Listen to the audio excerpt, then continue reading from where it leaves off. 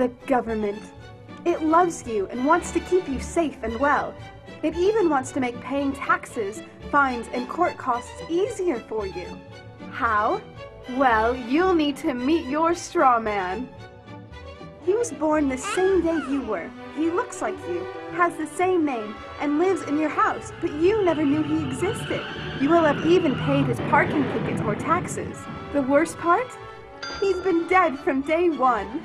From every birth certificate, a legal personality, or legal fiction, is created with the same name to confuse little old you into thinking it's you.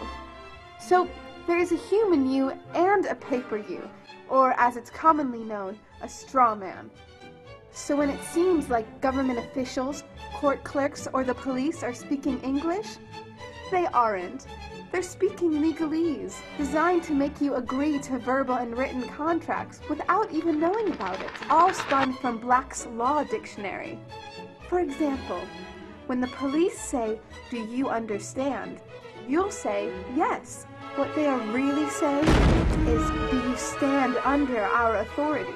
Oops-a-daisy, you just created a verbal contract with them.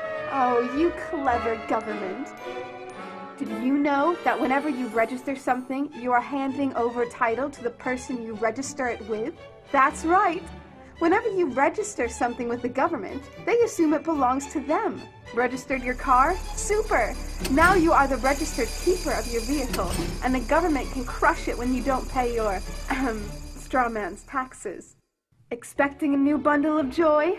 Well then you need to register your little darling with a birth certificate. Then they can start the process all over again and create a new straw man for your little one. Isn't that great? So when Junior grows up, he'll be able to generate revenue just like you have. When you notify on your baby by signing the birth certificate, your child becomes a ward of state, and if the government doesn't like what you're doing, they'll assume it's okay to take the child away, or make new rules for things they don't like. Not enough school? Smacking your child? Shouting too loudly? And it's off to social services for the little one.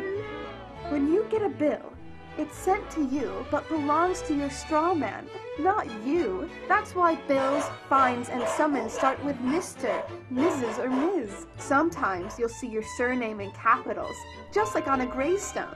That's because your straw man is dead, and just a silly piece of paper, created before you could comprehend or even consent to it.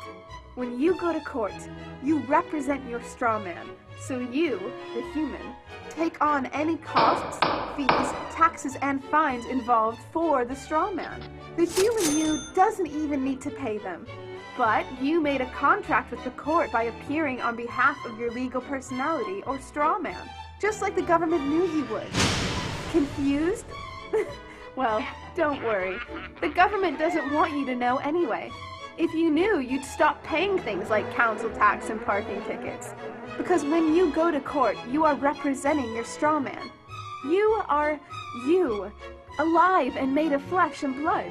Your straw man, or legal personality, is a piece of paper created from your birth certificate. And you think it's you. What a silly Billy. Would you like to know more? Well then go over to tpuc.org. Get up, get informed, and get real.